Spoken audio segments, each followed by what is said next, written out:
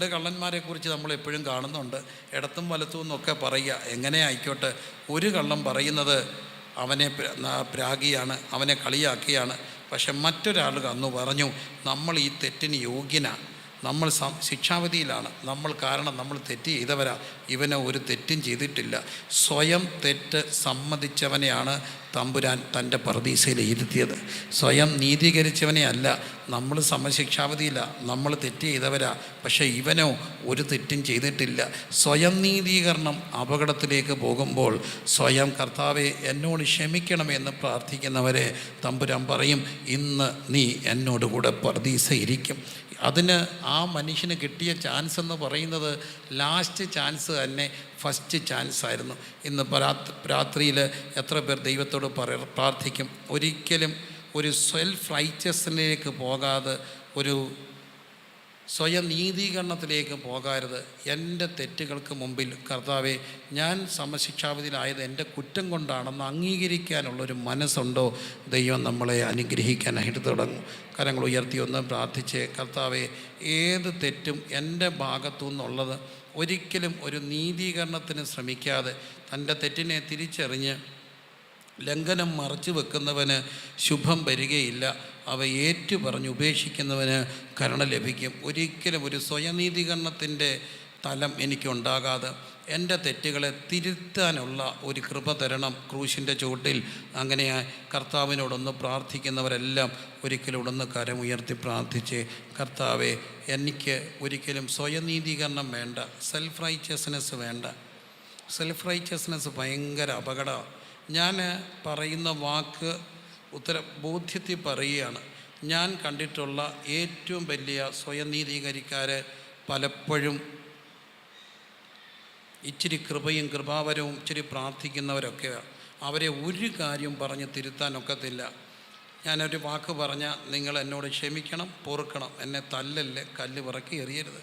എൻ്റെ സഭയിൽ വല്ലപ്പോഴുമൊക്കെ ഗതികേടിന് നിവൃത്തിയില്ലായ്മ ടെൻഷനൊക്കെ വരുമ്പോൾ ഇച്ചിരി വലിക്കുന്നവരുണ്ട്. അവരെൻ്റെ മുമ്പിൽ വരുമ്പോൾ കയ്യും കൂപ്പിയേ നിൽക്കത്തുള്ളൂ. അച്ചായ തെറ്റ് പറ്റിപ്പോയേ, ക്ഷമിക്കണേ, വീണ്ടും തെറ്റിപ്പോയി, കൈ കൂപ്പി ഇന്ന് കരഞ്ഞ് പ്രാർത്ഥിക്കും, രക്ഷിക്കാൻ പ്രാർത്ഥിക്കണം. പക്ഷേ ഇച്ചിരി രണ്ട് അന്യഭാഷ കൂടുതലും ഒരു വെളിപ്പാടും കൂടെ കിട്ടിയോ യാതൊരു കാര്യവും പറഞ്ഞാൽ കേൾക്കത്തില്ല, യാതൊരു കാര്യം പറഞ്ഞാൽ കേൾക്കത്തില്ല. ഞാൻ എന്നും തീരുമാനിക്കും, കൃപാവരം ഉള്ളവരോട് ഒരു കാര്യവും സംസാരിച്ച് പോയേക്കരുത്. കാരണം അവരോട് ദൈവം നേരിട്ട് സംസാരിക്കുക, നമ്മൾ പറഞ്ഞാൽ കേൾക്കത്തില്ല. നേരിട്ട് ഒരാളോട് ദൈവം പറയുന്നുണ്ടോ, അവർ പറഞ്ഞാൽ കേൾക്കത്തില്ല. കർത്താവെ ആര് തിരുത്തിയാലും തിരുത്തലുകൾ സ്വീകരിക്കാൻ എന്നെ സഹായിക്കണമെന്ന് എത്ര പേർ ദൈവത്തോട് പ്രാർത്ഥിക്കും. തിരുത്തലുകൾ സ്വീകരിക്കാനുള്ളൊരു മനസ്സ് വലിയ മനസ്സാണ്.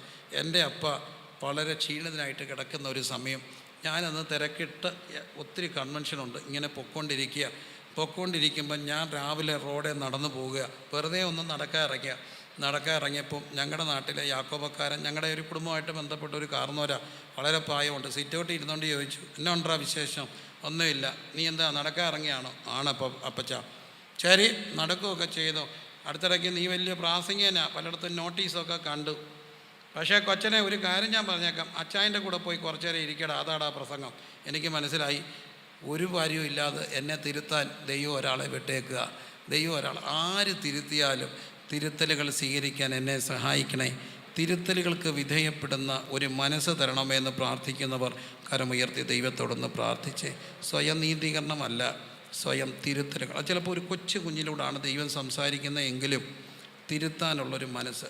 കൊച്ചു കുഞ്ഞുങ്ങൾ ചിലപ്പം നമ്മളെ തിരുത്തും കേട്ടോ, നമ്മളറിയാതെ തിരുത്തും. ആ തിരുത്തലും സ്വീകരിക്കുവാനുള്ളൊരു മനസ്സ് വിശാലത ചെറിയതല്ല. പിതാവേ പ്രാർത്ഥിച്ച്, ഇന്ന് നീ എന്നോടുകൂടെ ഇരിക്കും?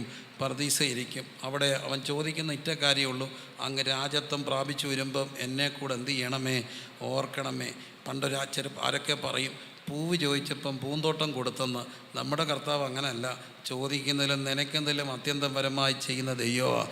ചോദിച്ചത് ഓർക്കണമെന്ന് ചോദിച്ചവന് പറുദീസ കൊടുത്തതാണ് നമ്മുടെ ദൈവം.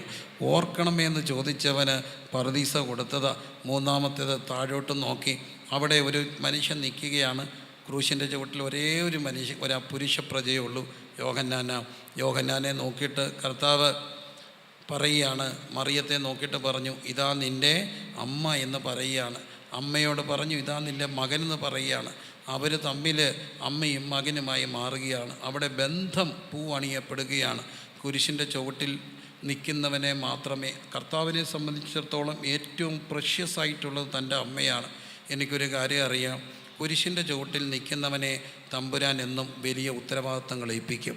ഏറ്റവും പ്രഷ്യസ് ആയിട്ടുള്ള ഉത്തരവാദിത്തം അത് ഏൽപ്പിക്കുന്നത് ആരെയാ? കുരിശിൻ്റെ ചുവട്ടിൽ നിൽക്കുന്നവനെയാണ്.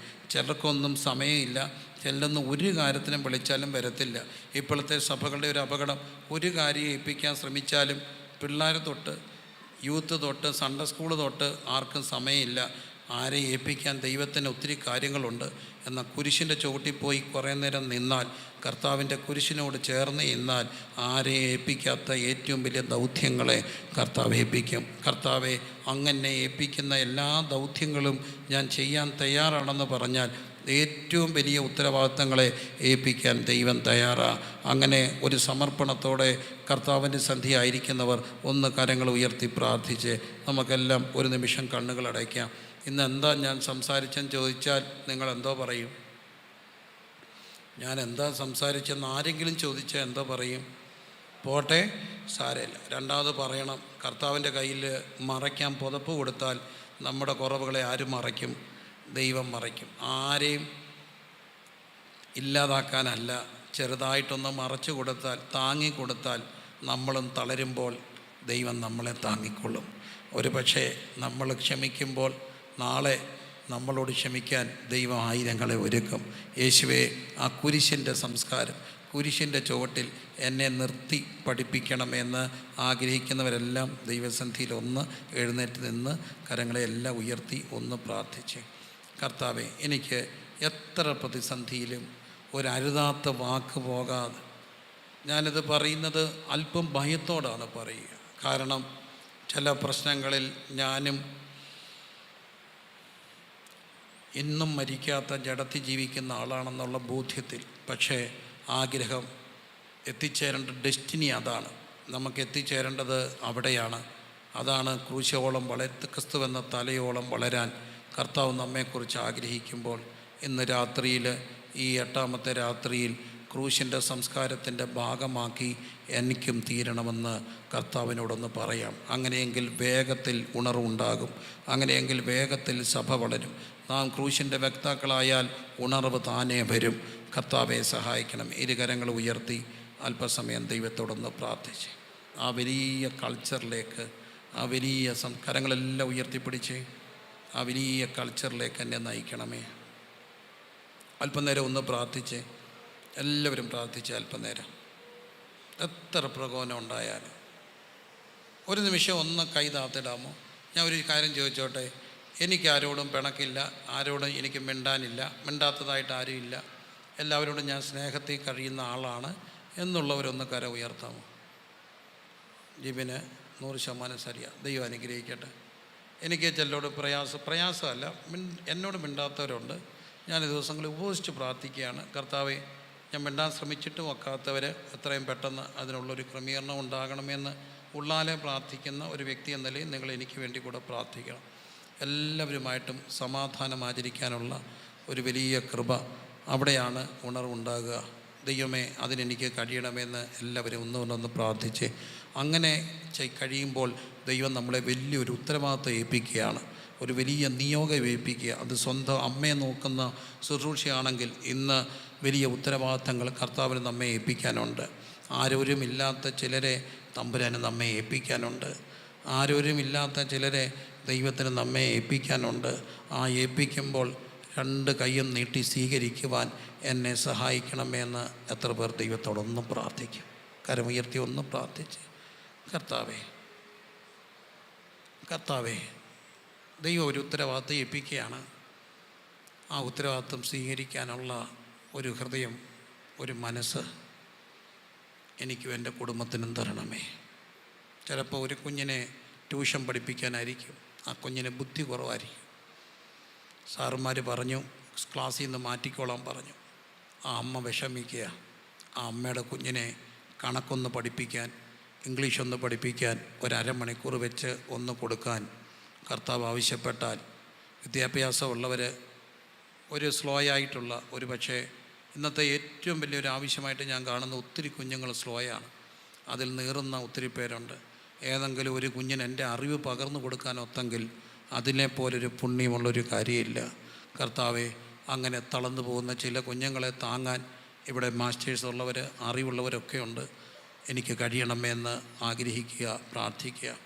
ഏതെങ്കിലും ഒരമ്മ, അനാഥപ്പെട്ട ഒരമ്മയുണ്ടെങ്കിൽ വല്ലപ്പോഴും ഒന്ന് കാണാൻ, ഹോസ്പിറ്റലാണെങ്കിൽ ഒന്ന് പോയി കുറേ നേരം ഇരിക്കാൻ ഒരച്ഛൻ, അമ്മ, കർത്താവ് ആവശ്യപ്പെട്ടാൽ, ആരുമില്ലാത്ത ചിലരെ തമ്പുരാൻ ഏൽപ്പിക്കുമ്പോൾ ഏറ്റെടുക്കാൻ എനിക്ക് കഴിയണമെന്ന് പ്രാർത്ഥിക്കുന്നവർ. അത് ഞാൻ പറയുന്നത് കർത്താവിൻ്റെ ഒരു ആത്മാവിൻ്റെ വെളിച്ചത്തിലാണ്. ആരുമില്ലാത്ത ചിലരെ ഒരു വാക്കുകൊണ്ട് താങ്ങാൻ, വല്ലപ്പോഴും ഒന്ന് താങ്ങാൻ കർത്താവ് ആഗ്രഹിക്കുന്നുണ്ട് ചിലരെക്കുറിച്ച്. ആ ദൗത്യം യേശു ഏൽപ്പിക്കുമ്പോൾ അത് ഏറ്റെടുക്കാൻ എനിക്ക് ശക്തി തരണമെന്ന് പ്രാർത്ഥിക്കുന്നവർ. അങ്ങനെ ഒരു ആഗ്രഹമുള്ളവരൊന്ന് കര ഉയർത്തി ഒന്ന് പ്രാർത്ഥിച്ച്. കർത്താവ് ഒരു വ്യക്തിയെ ഏൽപ്പിച്ചാൽ അതൊരു പക്ഷേ ഒരമ്മയാകാം, അല്ലെങ്കിൽ മക്കൾ മരിച്ചുപോയ ഒരമ്മയാകാം, മക്കൾ മരിച്ചുപോയ ഒരു വൃദ്ധ മാതാപിതാക്കളാകാം, അപ്പനും അമ്മയും മരിച്ചുപോയൊരു കുഞ്ഞാകാം, ഏർലി പാർട്ട്ണർ മരിച്ചുപോയ ഒരു പെൺകുഞ്ഞാകാം.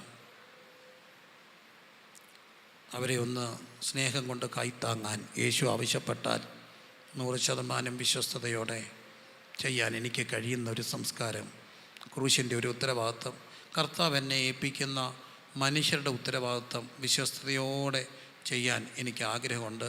അങ്ങനെയുള്ളവർ 8-ാം ദിവസം പൂർണ്ണ മനസ്സോടെ ഇരുകരങ്ങളൊന്ന് ഉയർത്തി പ്രാർത്ഥിച്ച്, കർത്താവെ, ചില ദൗത്യങ്ങൾ ഒരുപക്ഷെ നമ്മുടെ ഇപ്പുറത്ത് കസേരയിരിക്കുന്ന ആൾ പ്രാർത്ഥിക്കുമ്പം വല്ലാതെ കരയുന്നുണ്ടായിരിക്കാം. ഇടയ്ക്കൊന്ന് ചോദിക്കുക, എന്താ നിനക്ക് ഇത്ര സങ്കടം? ചോദ്യം സത്യസന്ധമാണെങ്കിൽ ചിലപ്പോൾ ഉത്തരം സത്യസന്ധമായിരിക്കും. അങ്ങനെ സത്യസന്ധമായി ഉത്തരം പറയുന്നവരെ ചേർത്തൊന്ന് പിടിക്കാൻ, അവർക്ക് വേണ്ടി എല്ലാ ദിവസവും ഒന്ന് പ്രാർത്ഥിക്കാൻ, എല്ലാ ദിവസവും അവരെ ഫോൺ വിളിച്ചൊന്ന് പ്രാർത്ഥിക്കാൻ, അങ്ങനെ ഒരു ഉത്തരവാദിത്തം യേശു ഏൽപ്പിച്ചാൽ ചെയ്യാമോ വിശ്വസ്തയോടെ? അതൊക്കെയാണ് ഇന്ന് ആവശ്യം. ക്രൂശ് നമ്മളോട് ആവശ്യപ്പെടുന്നത്. ഇന്നും എനിക്ക് നിന്നെ ഏൽപ്പിക്കാൻ ഒരാളുണ്ട്. ആ ആളെ ഏറ്റെടുക്കാമോ? ഇച്ചിരി ഭാരമുള്ള കാര്യമാണ്, ടൈം കൺസ്യൂമിങ്ങാണ്, ഡിസ്റ്റർബിങ്ങാണ്, പ്രൈവസിയൊക്കെ ഇച്ചിരി പോകുന്നതാണ്. പക്ഷേ ഞാൻ തയ്യാറാണെന്നുള്ളവരെ കർത്താവ് ഒത്തിരി കാര്യങ്ങൾ ഈ ദിവസങ്ങളിൽ ഏൽപ്പിക്കാം. 3 മൊഴികളിൽ നമുക്ക് അവസാനിപ്പിക്കാം. ഇലക്ഷൻ വരികയാണ്. ഈ 9-ാം തീയതി നമ്മൾ ദൈവമക്കൾ പ്രാർത്ഥിച്ചില്ല, പിന്നെ ആരാ പ്രാർത്ഥിക്കുക? എല്ലാ ദൈവമക്കളും കരങ്ങൾ ഉയർത്തിക്ക് 4 ദിക്കിലേക്കും കൈ നീട്ടി ആത്മാർത്ഥമായി അല്പസമയം പ്രാർത്ഥിച്ച്, തെക്ക്, വടക്ക്, കിഴക്ക്, പടിഞ്ഞാറ് വലിയൊരു ഉണർവുണ്ടാകണം. ഈ പട്ടണം, തിരുവല്ല, പത്തനംതിട്ട എല്ലാം നിങ്ങൾ 4 ദിക്കിലേക്കും തിരിഞ്ഞ് അങ്ങോട്ടും ഇങ്ങോട്ടും കണ്ണ് തുറന്ന് തിരിഞ്ഞ് ഓരോ ദിക്കിലേക്കും നോക്കിക്കേ. മനുഷ്യരെയല്ല, തെക്ക്, വടക്ക്, കിഴക്ക്, പടിഞ്ഞാറെല്ലാം നോക്കി കൈ ഉയർത്തി പ്രാർത്ഥിച്ച്, വിശുദ്ധ കാര്യങ്ങൾ ഈ തിരുവല്ല പട്ടണത്തിലെ എല്ലാ മുക്കും മൂലയും വിശ്വാസത്താൽ സ്പർശിക്കട്ടെ. ദൈവഹിതമല്ലാത്ത ആരും നമുക്ക് അധികാരത്തിൽ വരരുത്. ഈ ഇലക്ഷനെ ദൈവം നിയന്ത്രിക്കണം. ദൈവത്തിൻ്റെ ഇഷ്ടം, ദൈവത്തിൻ്റെ ഹിതം, ദൈവത്താൽ നിയുക്തരായവർ കയറി വരണം. പണവും സ്വാധീനമൊന്നും അല്ല. യേശുവിനാൽ ഇഷ്ടമുള്ളവർ, നാടിന് നന്മയാകുന്നവർ മാത്രം കയറി വരാൻ.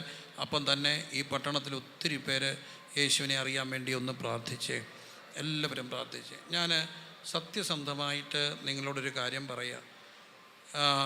മനസ്സ് നുറുങ്ങിപ്പോയ ഒരു സംഭവം തിരുവല്ല പട്ടണത്തിൽ. ഞാനൊരു 2-3 രാത്രികളിൽ, പല രാത്രികളിലും ഏറെ നേരം ഈ ചർച്ചിൻ്റെ ചുറ്റും ഈ ഭാഗത്തുണ്ടായിരുന്നു.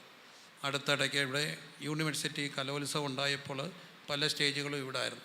ഞാൻ മിക്ക രാത്രികളിലും ഇവിടെ ഉണ്ടായിരുന്നു. എൻ്റെ മനസ്സ് വല്ലാതെ നൊന്ത ഒരു രാത്രികളാണ്. ഞാനും എൻ്റെ ഭാര്യയും കൂടെ പല രാത്രികളിലും 2, 3, 4 മണി വരെ ഈ പട്ടണത്തിൽ ഉണ്ടായിരുന്നു. കാരണം ഒത്തിരി പെൺകുഞ്ഞുങ്ങളും ആൺകുഞ്ഞുങ്ങളും കറങ്ങി നടക്കുന്നു, അതുവഴി പോകുന്നു. ഞാൻ ഒത്തിരി വട്ടം കണ്ടു. ആണും പെണ്ണും കൂടെ അവിടെ നിൽക്കുന്നു, പെൺകുഞ്ഞുങ്ങൾ വലിയവായി കരയുന്നു, ഇരട്ടത്ത് മാറി നിൽക്കുന്നു, ഈ ഗ്രൗണ്ടിൻ്റെ അവിടോട്ട് പോകുന്നു, 2-3 പേര് ഒരു ബൈക്കേ പോകുന്നു. ഇതെല്ലാം കണ്ടപ്പം മക്കളുള്ള ഞാൻ വല്ലാതെ അസ്വസ്ഥപ്പെടുത്തും. അതിലെല്ലാം ഞാൻ എൻ്റെ മക്കളെയും കണ്ടു. ഈ പട്ടണത്തിലെ യുവാക്കളെ എല്ലാം ദൈവം തൊടാൻ വേണ്ടി ആത്മഭാരത്തോടെ 8-ാമത് രാത്രിയിലൊന്ന് പ്രാർത്ഥിച്ച്, എൻ്റെ കർത്താവേ, ഞാനൊന്ന് വലിയ ആത്മഭാരത്തോടെ ഞാൻ ചുറ്റി നടന്ന് പ്രാർത്ഥിച്ച് പല കാഴ്ചകൾ ഞാൻ ഒരു പക്ഷേ ഇന്നത്തെ യുവാക്കൾക്ക് അതൊരു മോശപ്പെട്ട കാഴ്ചയായിരിക്കത്തില്ല. പക്ഷേ എന്നെ സംബന്ധിച്ചോളം ഒരു അപ്പൻ എന്ന നിലയിൽ ഞാൻ അവരിൽ ഓരോരുത്തരിലും എൻ്റെ മക്കളെ കണ്ടു. കർത്താവേ, ഇതായിരിക്കുമല്ലോ, ഓരോ മക്കളും ഇങ്ങനെ പോകേണ്ടവരല്ലേ. ദൈവം എല്ലാവരെയും സ്പർശിക്കാൻ വേണ്ടി ഈ പട്ടണത്തിൽ ദൈവത്തിൻ്റെ കരം സ്പർശിക്കണം. വലിയൊരു ഉണർവുണ്ടാകാൻ എല്ലാവരും അല്പസമയം സ്തോത്രം ചെയ്ത് പ്രാർത്ഥിച്ച്, പിതാവേ, ഞങ്ങൾ ഒരുമിച്ച് പ്രാർത്ഥിക്കുന്നു. ഈ പട്ടണത്തെ സ്പർശിക്കണമേ. ഈ പട്ടണത്തിലെ യുവാക്കളെ, യുവതികളെ, കുഞ്ഞുങ്ങളെ സ്പർശിക്കണമേ. കർത്താവിനോട് ഞങ്ങൾ അപേക്ഷിക്കുന്നു, കുഞ്ഞുങ്ങളുടെ വലിയൊരു ഉണർവുണ്ടാകണമേ. പട്ടണത്തിൻ്റെ കർത്താവെ വാതിൽ സ്വതവേ തുറന്നതുപോലെ കർത്താവ് ഈ പട്ടണത്തെ സന്ദർശിക്കണമേ. പത്തനംതിട്ട ജില്ലയെ സന്ദർശിക്കണമേ. നടക്കപ്പെടുന്ന ഇലക്ഷനിൽ ദൈവഹിതം മാത്രമേ നടക്കാവേ. ദൈവത്തിന് ഇഷ്ടമില്ലാത്ത ഒരു കാര്യവും നടക്കരുതേ. ദൈവത്തിൻ്റെ ഇഷ്ടം നിറവേറപ്പെടണമേ. സ്വർഗത്തിലെ പോലെ ഭൂമിയിൽ ദൈവത്തോട് ഞങ്ങൾ പ്രാർത്ഥിക്കുന്നു. ഒരു അന്ത്യകാല ഉണർവിന് വേണ്ടി ഞങ്ങൾ കൊതിച്ച് പ്രാർത്ഥിക്കുന്നു. വലിയ ഒരു ഉണർവിനെ അയക്കണമേ. അപ്പം തന്നെ ഞങ്ങൾ കുരിശിൻ്റെ ചവിട്ടി നിന്ന് ഉത്തരവാദിത്തങ്ങൾ ഏറ്റെടുക്കുവാൻ ഞങ്ങളെ സഹായിക്കണമേ. യേശു കർത്താവ് ഞങ്ങളോട് പറയുന്ന ഓരോ വ്യക്തികളെയും ചേർത്ത് പിടിക്കാൻ, പ്രാർത്ഥിക്കാൻ, കൈത്താങ്ങാൻ, എന്താണ് കർത്താവ് ഞങ്ങളെക്കുറിച്ച് ആവശ്യപ്പെടുന്നത് അത് ചെയ്യുവാൻ.